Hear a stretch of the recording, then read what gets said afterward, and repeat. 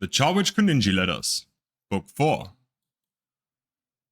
8 Suns Dawn, 3rd Era 412, Amigdalith, Somerset Isle. My good friend, Lord Gammon. You must forgive me for not meeting you at the palace personally, but I've been unavoidably tragically detained. I've left the front gate and door unlocked, and if you're reading this, you must have made it at least as far as the antechamber to the east drawing room. Perhaps you've already wandered the estate and seen some of its delights before coming to this chamber. The 7 fountains of marble and porphyry, the reflecting pool, the various groves, the colonnades and quincunx. I don't think you would have already gone to the 2nd floor suites and the west wing, as you would have had to pass this room first, and picked up this letter. But believe me, they're beautifully appointed with magnificent balustrades, winding staircases, intimate salons, and bedchambers worthy of your affluence. The price of this property is exorbitant, certainly, but for a man like you who seeks only the best, this is the villa you must have. As you undoubtedly noticed as you arrived through the gates, there are several smaller buildings suited to be guard stations. I know you are concerned with security. I am an intensely greedy man, and there is nothing I would have liked more than to meet you here today, show you the grounds, fawn on you obsequiously, and collect a fat percentage of the cost of the sale when you bought this marvelous palace, as I am sure you would have. My dilemma that caused my inexcusable absence began shortly after I arrived here early to make certain the villa was well cleaned for your inspection. A man named Koniinge crept up behind me and gripped me by the throat, clamping his left hand over my mouth and nose and throttling me with his right hand, crushing the soft spot on my throat just below the thyroidal cartilage. He effectively strangled me in a few quick but very painful minutes. I am currently buried in a pile of leaves in a North Statuary Pottery, close to the exceptional sculptural representation of the transformation of Trinemac. It should not be too long before I am discovered. Someone at my bank will surely notice my absence in due time.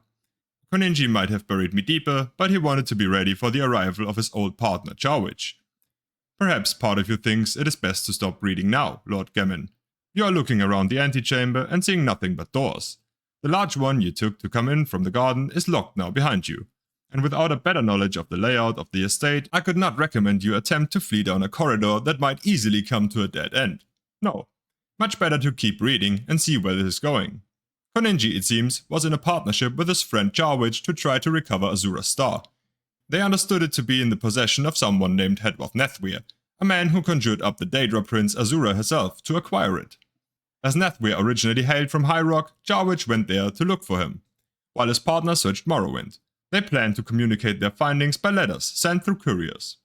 Charwich's first letter stated that he had found information that Nethwyr had a mysterious patron named Baliazir, a fact he had learned at a cemetery with a gravestone of Nethwyr's sister Pereira and a lycanthropic caretaker.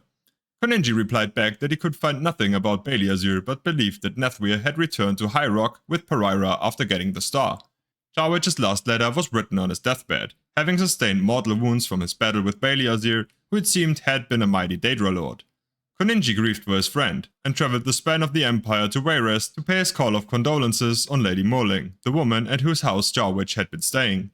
After making some inquiries, Koniinge learned that her ladyship had left the city quite suddenly. She had been entertaining a guest named Charwich, and it was understood that he had died, though no one ever saw the body. Certainly no healers had been sent to her house on the 13th of last year. And no one in Wayrest, just like no one in Talaroon, had ever heard of Baliazir. Poor Koniinge was suddenly unsure of everything. He retraced his late partner's path through Boreani and Grimtry Gardens, but found that the Nethwyr family crypt was elsewhere, in a small town in the barony of Dwinnen. There was indeed a lycanthropic caretaker, fortunately in human form for the time.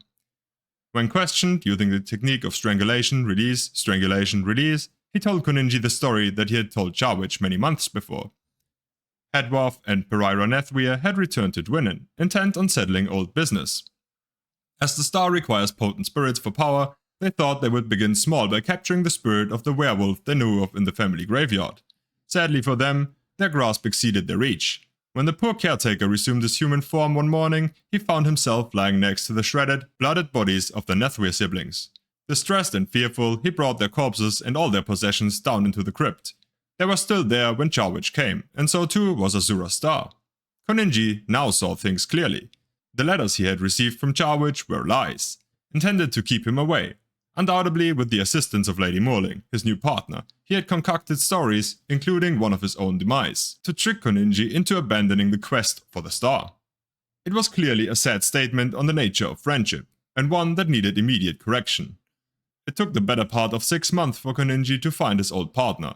Charwich and Lady Morling had used the power of the star to make themselves very wealthy and powerful. They assumed a number of different identities in their travels through High Rock and Skyrim, and then down to Valenwood and the Somerset Isles. Along the way, of course, the star itself disappeared, as great Daedric artifacts always do. The couple still had much wealth, but their love sadly fell on troubled times. When they reached Eleanor, they parted ways. One must assume that during their months together, Charwich must have told Lady Morling about Koniinge. It's pleasant to think of the loving couple laughing over the stories they were telling him about the mythical and dangerous Baliazir. Charwich must not have given his former beloved a very accurate physical description, however, because when Lady Morling, then under the identity of the Countess Juliana, met Koniinge, she had no idea who he was. It came as quite a surprise to her when he began strangling her and requesting information about her former paramour.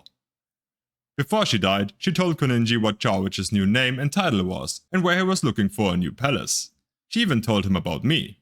Given all the twists and bends the last month's chase took him on, it was not difficult to find which palace Charwich was looking to buy, and what time his appointment was to view it. When he had merely to arrive early, dispose of me, and wait. There our story must sadly end. I look forward to seeing you soon. Yours, Charwich-Koniinge, former estate banker. P.S. Charwich, turn around now, or don't. Your choice. Your friend, Koniinge.